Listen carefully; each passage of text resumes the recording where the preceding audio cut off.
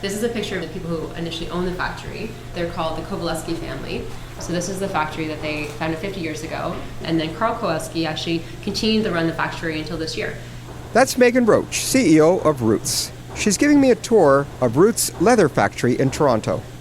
So one of the things also we have at school is we just do we do different things for different people. So this is all the different people that we've done molds for. So we've done things for U.S. presidents. We've got actually the presidential seal in here. We've done stuff for people like OVO. Yeah, you've got a wide variety of different people that we've worked with over time. So you can see this is the President of the United States. Oh, wow. So we've done quite a few of those, but it's interesting to see just like the scale and variety of the stuff that we've done, people that we've worked with over the years. And again, it's just a rich history to be able to come back to. It's pretty cool.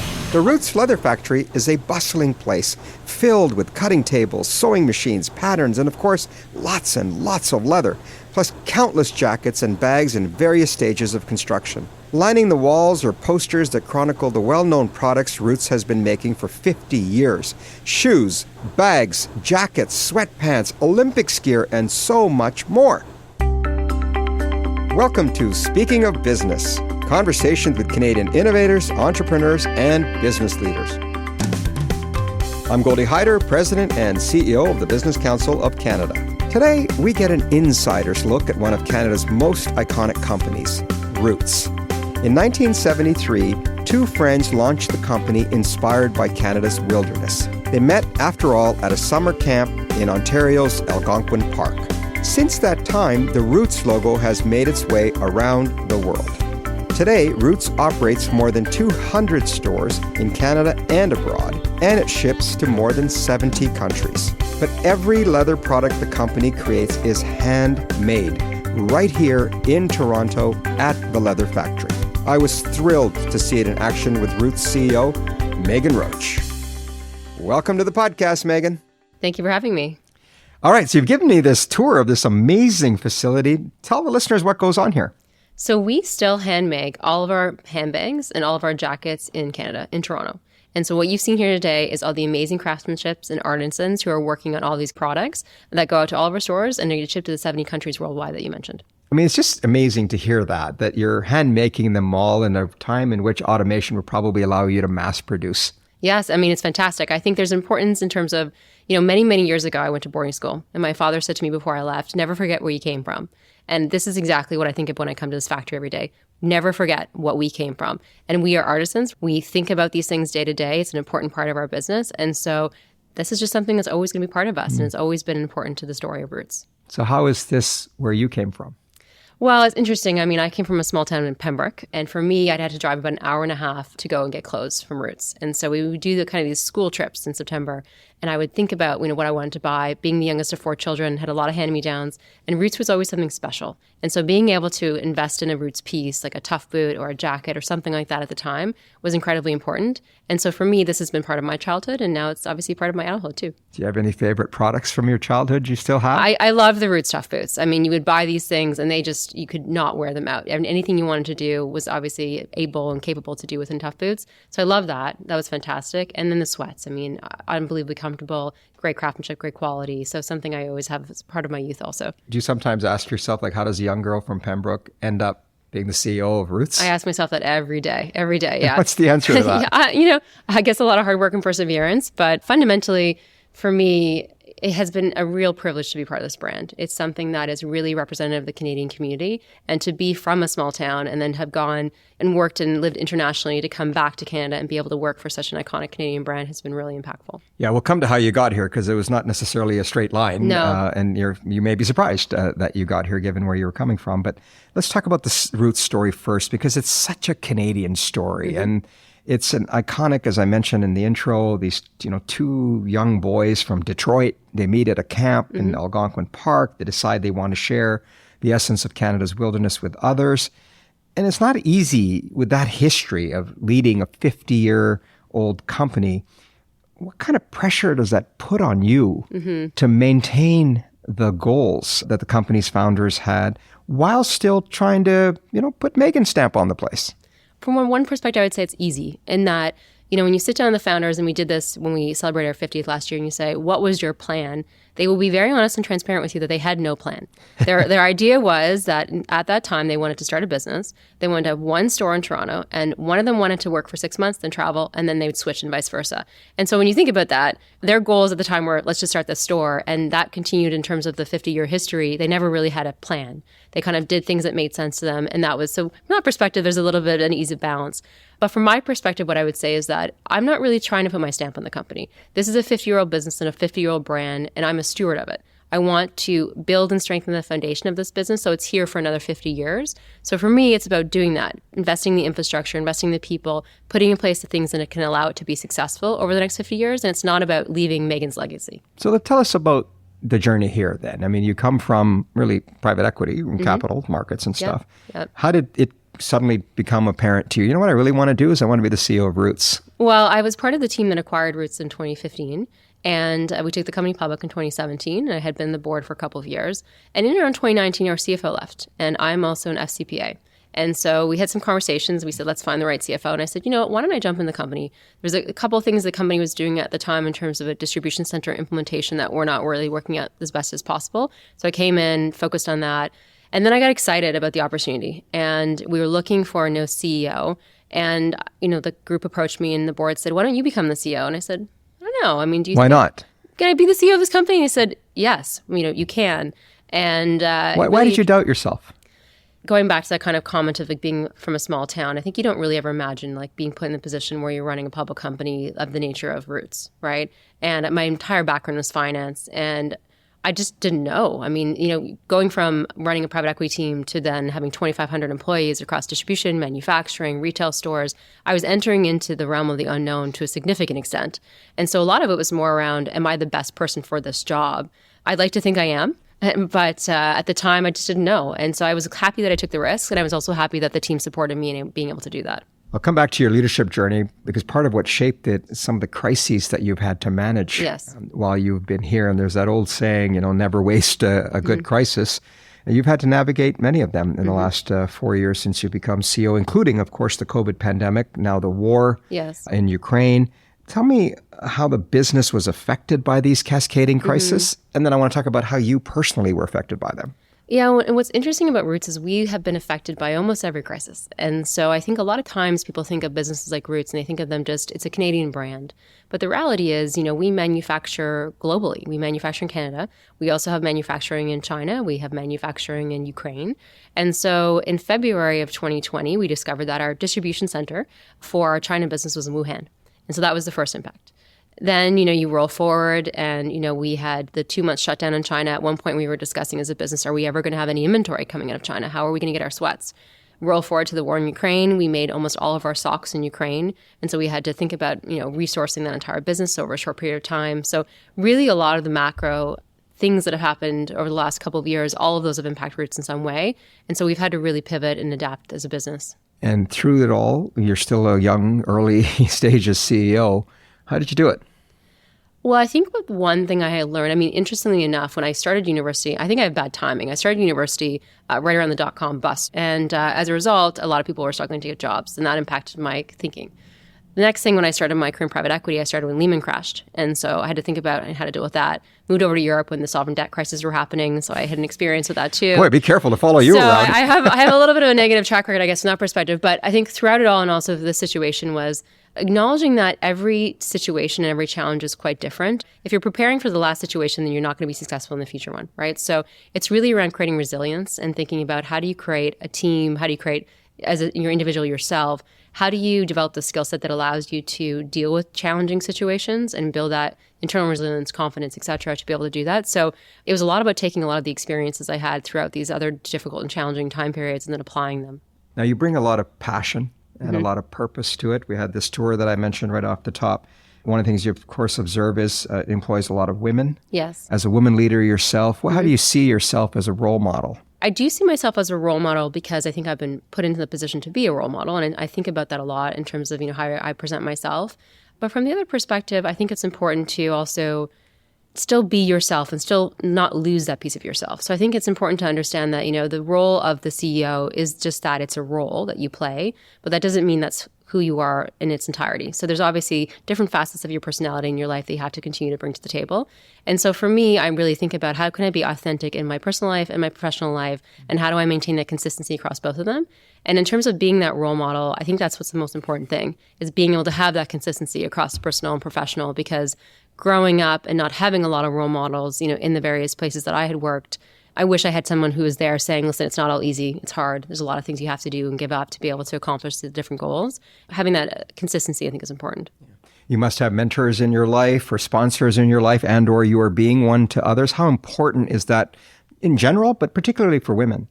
I think it's important because I think it's important to have a person to have the conversation with. I think oftentimes what we do is we set people up for failure because we put them in these positions and then we just hope that they can figure it out for themselves how to do it. Having mentors, having supporters, it gives people a sounding board. And oftentimes, especially when you're in a role, whether you're a woman or somebody else who, maybe part of a minority group, you don't feel like you can ask the questions because you feel like it's going to indicate to somebody else that you don't know what you're doing, right? So having the mentorship programs in place or having a partner or someone to support you in that regard, I think is incredibly important because it gives you that avenue to ask the difficult questions or ask the questions that you may doubt of yourself. And again, mentors and sponsors can be men or women. 100%, 100%. But I was just And curious. I mentor both men and women too, right? Yeah, I think good. it's important. One of the areas that I find very revealing in a podcast like this, speaking to the kinds of people that I do, is when I ask them about adversity in their life or failures and challenges that they've had to overcome.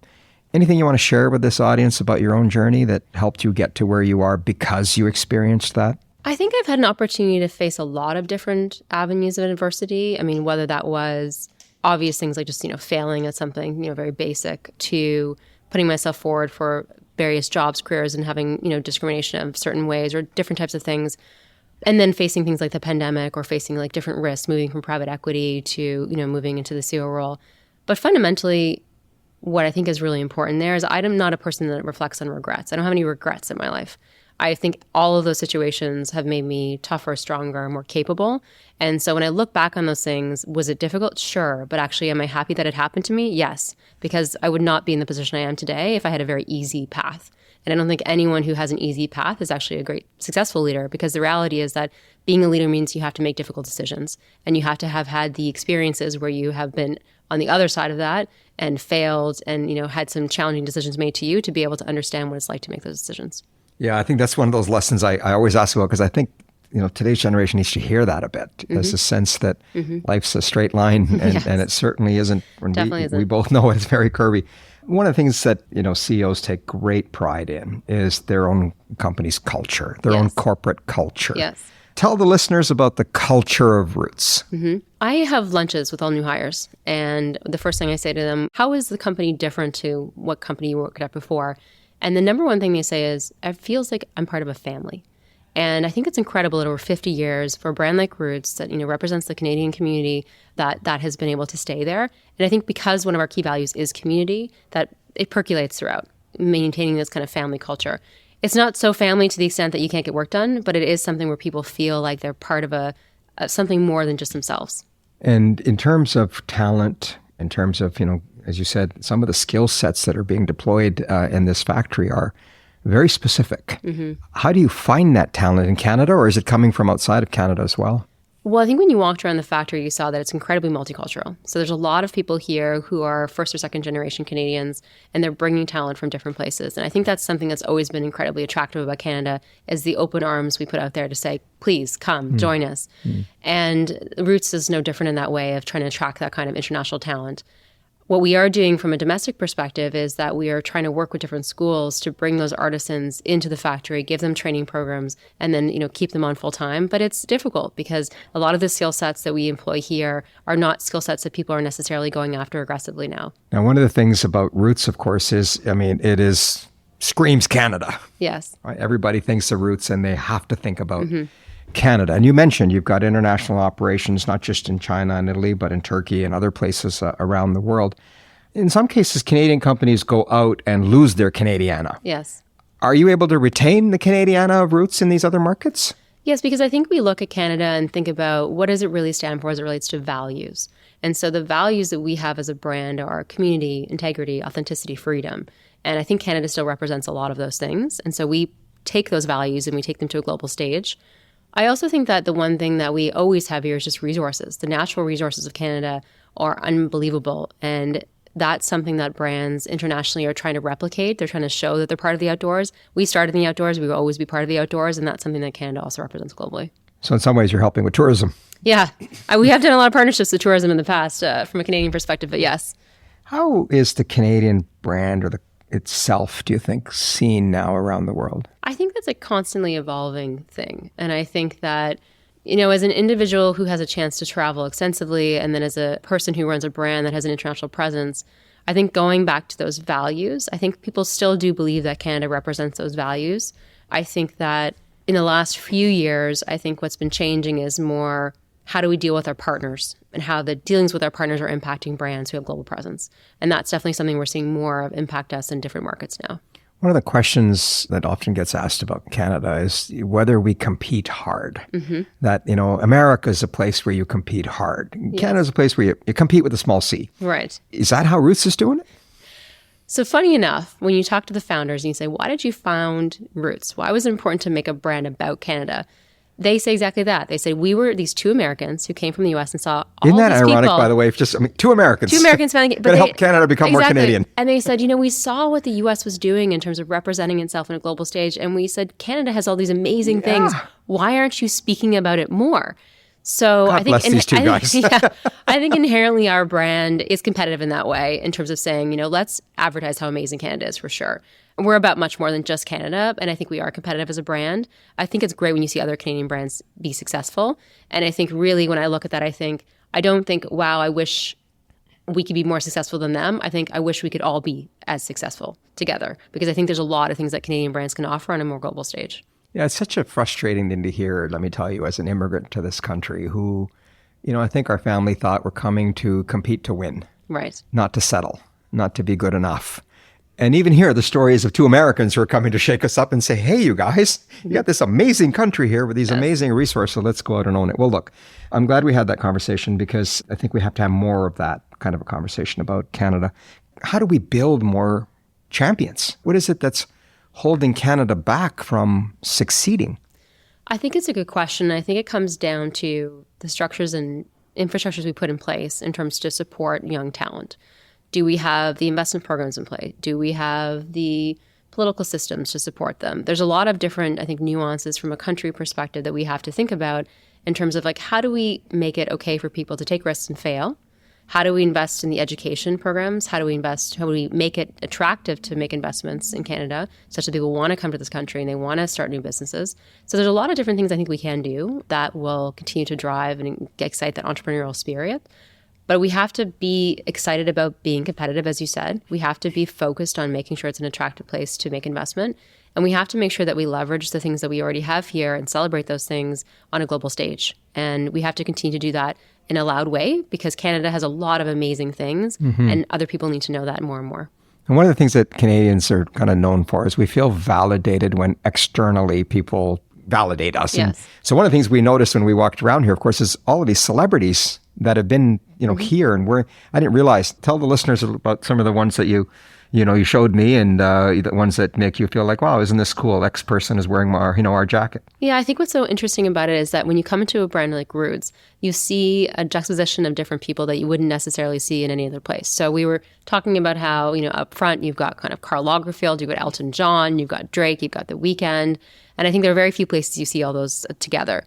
The fact that we've done so many things with international teams, different celebrities, different sports teams, for instance, the Leafs or entertainers, hockey, everything. We've kind of done the all of it, and I think that's very, very unique. And for me, again, what's interesting about coming to the leather factory is that most of these people come to the leather factory, they see this amazing craftsmanship and all the things that we do here, and they fall in love with the brand. They want to do more with us, and that's why we've been so successful as a business. Everybody, that I speak to has a cause that is important to them, something that they care about. What's yours?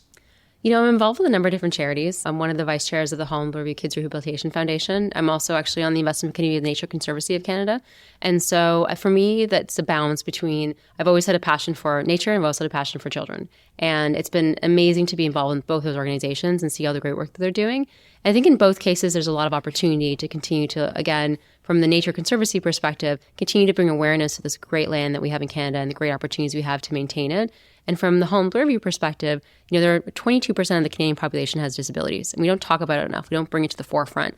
And so to support children who are early on in their journeys to make sure they have the best opportunities, I think is important to me too. And so being involved with that has been a really valuable part of my last few years. Well, as a father of a child with disabilities, thank you. You're absolutely right about that.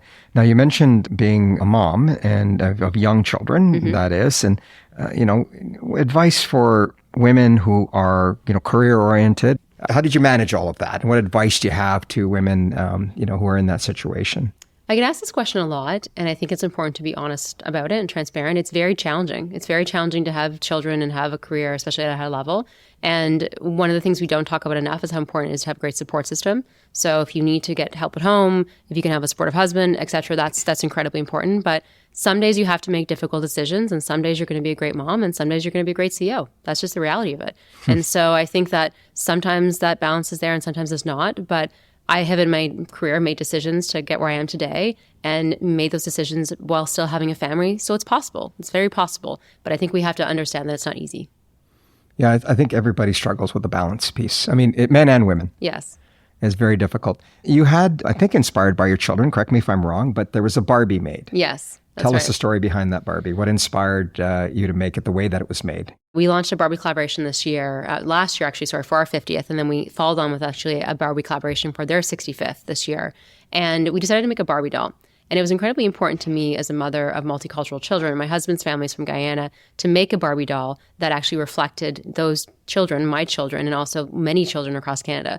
So the Barbie doll is a mixed child. She's got a darker skin color. She's got kind of a half blue, half brown eye to reflect my children. She's got going on. Fusion going on. She's got curly hair. She's kind of a normal body size, which is really important. So all of those things were incredibly important to me in doing that. And when we launched the Barbie, the number of people that came up to me and said, this is the first time my daughter feels like she is represented. And it being a Canadian, it was the only Canadian Barbie doll was launched last year in collaboration. It was really important and impactful. That's a great story. It's a reminder, especially as a father of daughters, the importance of what you just said, even just the normal size of things that are out there.